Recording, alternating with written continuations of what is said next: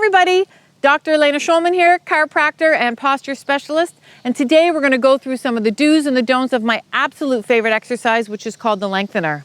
I love this exercise because it turns on the muscles in the low back, the buttocks, and the hamstrings. It lengthens them out to give you lots of length, but at the same time gives you an enormous amount of strength in this area.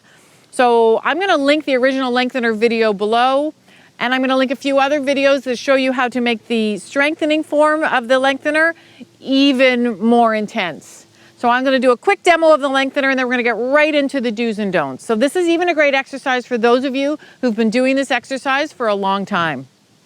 So you're just going to grab a chair. You can either use the seat of the chair or the back of the chair, or even use your countertop. You're going to rest your hands. You're going to take your feet hips width apart behind the chair. You're going to plant your big toe, your baby toe, and your heels in the ground. And all that you're going to do is you're going to take your buttocks backwards. As I do that, I'm keeping my spine straight, keeping my feet on the ground planted, weights in my heels, and I can feel a nice stretch all through this area. So if you've been doing that exercise with us, great. Let's get through some do's and some don'ts. So first of all, let's start with the don'ts. So when you do the lengthener, first and foremost, don't start with something that's too low for you. Make sure that you're using a surface that's high enough for you that you don't need to round your upper back. So, in other words, if I start to use this surface and I'm not flexible enough, I'm going to end up doing this just to hold on. I'm much better off being able to keep my spine straight and using a higher surface to keep my shoulders down as I take my body back. So first things first, make sure you use a surface that's high enough for you for support.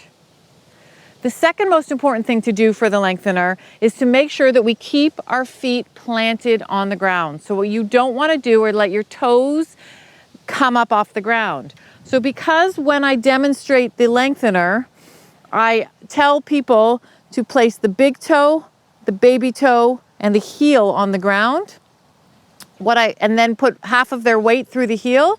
What I find is as people shift their weight back, they're so focused on pushing their heels in the ground, they do this and they lift up their toes. It's really important that the full foot stay on the ground. So you're still planting your baby toe and your big toe on the ground. You're just ensuring that the weight is shifting into your heels. And the third most important thing that we want to make sure we don't do with the lengthener is bend our knees too far forward over our toes. So this is a tricky part for a lot of people. So when we get into the lengthener, we're going to plant our big toe, our baby toe, and our heel on the ground, as we just reviewed.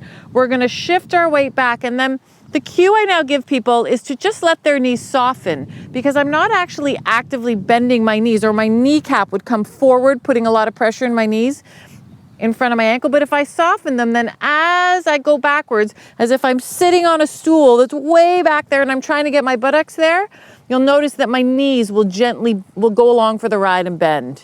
So just practice going up and down, taking your buttocks back and forward like this, with your feet planted on the ground and your spine straight, and you'll feel the difference of taking your buttocks back, which allows your knees to bend, as opposed to taking your knees forward. So those are the three things we want to make sure that we don't do for the lengthener. Now I'm going to cover a couple things that I think were really helpful when you're doing the lengthener.